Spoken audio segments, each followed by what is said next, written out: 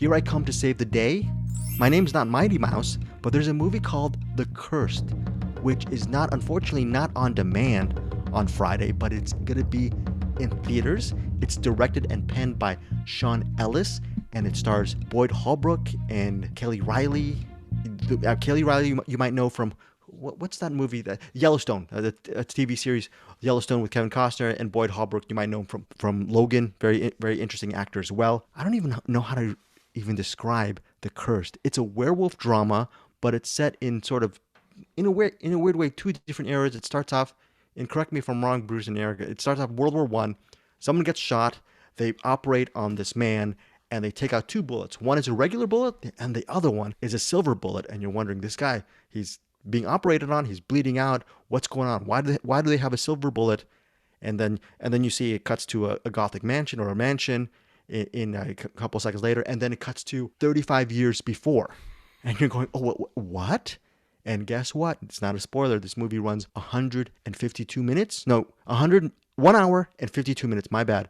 It's close to 2 hours, but most of it is a flashback from the past. And you're wondering, you're gonna be Citizen Kane, and this whole movie's gonna be a friggin' flashback. And I was getting annoyed for the first couple minutes, but then I just got really into the whole world behind The Curse. This is a movie that I can't wait to watch again. A lot of people might think it's a little bit too long, but I kind of like wallowing within this world that The Cursed provided to me. And Eric and Bruce will be talking about what the world of The Cursed is. Let's start off with Bruce Purkey. For me, 4 stars for The Cursed. Easy. That's an easy one for me. I'm gonna rewatch this.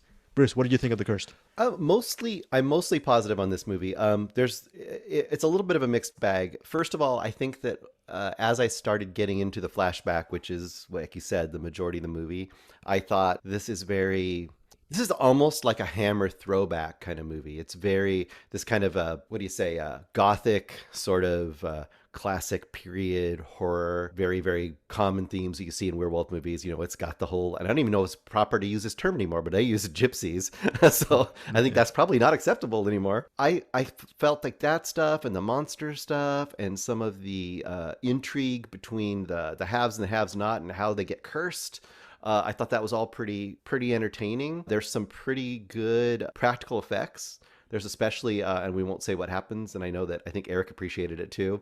There's a scene, he called it a birth scene. We'll leave it at that. There's a birth scene in this movie that was pretty awesome. Yeah, that standout, yeah.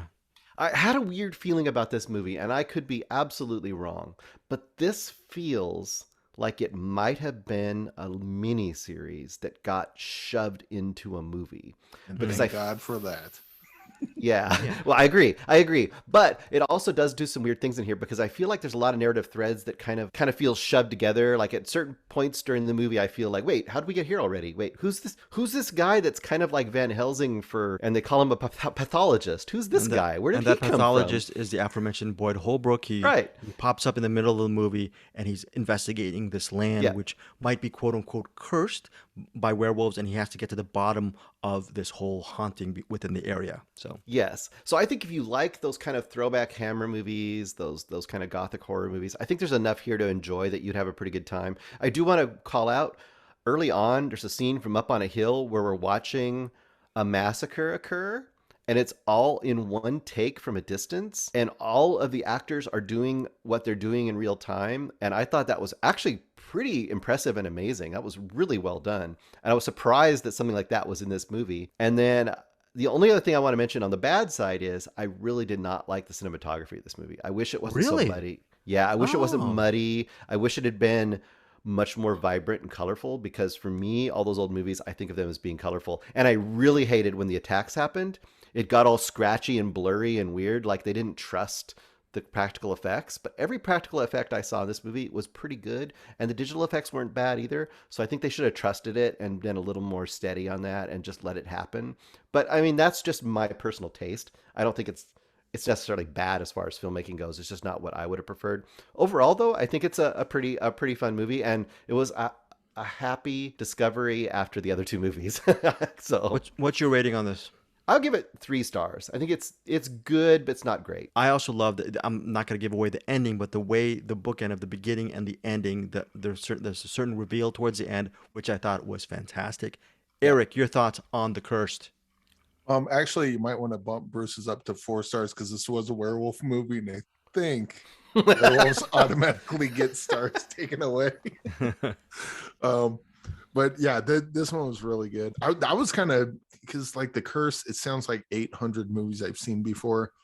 The poster looks like, oh god, here's another one of these. Like it just seems, the marketing on this seems like, again, a movie you've seen 1,000 times before. And then the movie starts and it's like, this has some like the witch energy to it. Actually, I like this better than the witch because I'm not a big fan of the witch.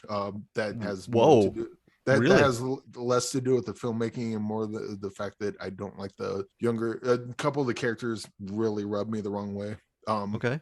Without them, the witch would have been really high up there, but the Curse didn't have those characters, and so I like them a little more. The camera effects Bruce was talking about, I actually like that. Kind of had like a Seven vibe to it. Early David Fincher, where he starts like fucking with the camera, and it's like, ooh, cool. I just kind of went with it. To Bruce's point, I get that, and I think there'd be a couple people that might agree with him. This movie made me want to watch Brotherhood of the Wolf again, because it's kind of in that same sort of wheelhouse. Now it is a werewolf movie, but I really liked how they kind of reinvented the lore a little bit. Because we know, like when they pull the bullets out of the guy at the beginning, it's like bullet. Oh, this one's fragmented. We got to go back in. And then they pull out the silver bolt. I'm like, oh, motherfucker, we're in for a werewolf movie. Here we go. But then they had that scene where they, I'm not going to say it out loud, but there was a scene that kind of started, this is kind of like almost like a proto werewolf movie, like where the werewolves came from. But it's not like, that's not what the whole movie's about, but it gives a different history to what werewolves might be. It's not tropey. It's not a tropey film. It's no, and they're not even completely werewolves either, because they got certain Wendigo aspects, and they got like certain vampire aspects. Like they kind of, it's almost like it's a new monster, but if you watch it, you'll recognize it as a werewolf. But yeah, this is a really cool horror monster movie. The fact that it's a period piece, like the Victorian era period pieces, a lot of those I don't like, save for like Interview with a Vampire and Brotherhood of the Wolf, and this one kind of fits right in with those two, and I dug this one.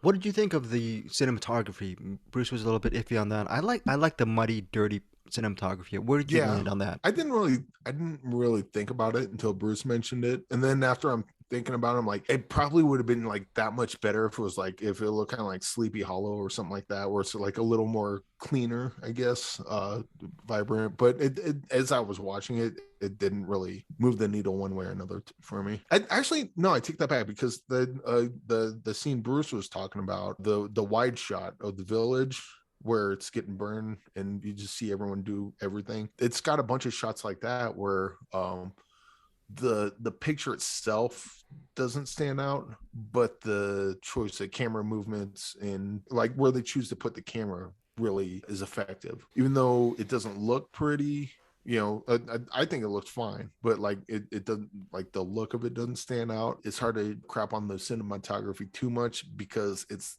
very effective. In scenes such as that one. All right, what is your rating on The Cursed, Eric? I'm probably with you on a 4-star, and cool. This one could probably be a 4.5. So room to grow. 4 stars, room to grow. Room to grow. 4 stars for Eric, 4 stars for me, 3 stars for Bruce on The Cursed. I just think, I have a feeling I'm gonna really like this more, even on the rewatch. I just really enjoyed it a lot. Also, if we actually talked about the spoilers, I would really discuss why this is a 4-star film to me. I really love the writing behind this. I liked how The Curse ended up. All of the little puzzles that you get to figure towards the end of the movie. It's fantastic. Yes, Bruce. I was going to say 2 things. I also want to mention that we're not going to talk about what it happens, but the creation of the Scarecrow. Yes.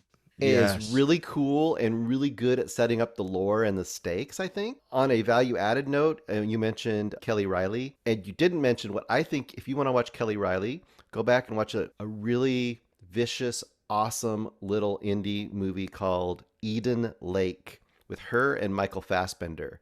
That movie will fuck you up. Okay, Eden Lake. I've heard about that. I can't wait to actually see Eden Lake. I definitely have to see that probably sooner than later. But that's The Cursed. It's in theaters. Yes, Eric. Before we You mentioned the fake out at the beginning. They have the cold open, and then the 35 years later. 35. Yeah, yeah. That also bugs me when I see that in movies. This one, I think, kind of earns that because of Right. where the movie ends up. Because usually they do that, like they'll have a really strong beginning, and they're like 2 weeks later or 2 weeks earlier or Yeah. whatever it is. That's basically the screenwriter saying, I can't make this movie interesting, so I have to throw something in and just arbitrarily jump forward or jump back or whatever. This is a movie that does the thing, but it kind of makes sense when you get to the end of the movie. And then obviously it gets to the end of the movie, it's going to get back to the beginning, but it bookends it nicely. And not a lot of movies that do that. So Can good can I on also The say, Curse.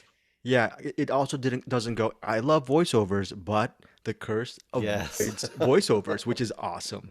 And I actually enjoyed the music for The Curse, but it's not slathered over the whole thing. These are all cheap things that Sean Ellis could have done. He's a director and writer behind this, and he doesn't do it. It's a really good story. You know Really, what, really Greg? good. Yeah, 4.5. 4.5 stars. Okay, You four and a just half. talked me up on 4.5. Yeah, and also I'm thinking, as far as I'm a Brian De Palma guy, so that grew quick. I'm a Brian De Palma guy, so I love standout scenes. And Bruce mentioned that scarecrow scene, and there's another sequence that we're talking about a birth scene that's just based on those superficial visual sequences alone. I'm so excited for The Cursed. 4 stars from me, 4.5 stars from Eric Holmes, who really loves the movie. 3 stars from Bruce, who also appreciated The Cursed. It hits theaters February 18th. I really wish it also hit on demand as well. I can't wait. Hopefully, our Cinematics Facebook group members will see this once it comes around in theaters, or maybe hits streaming.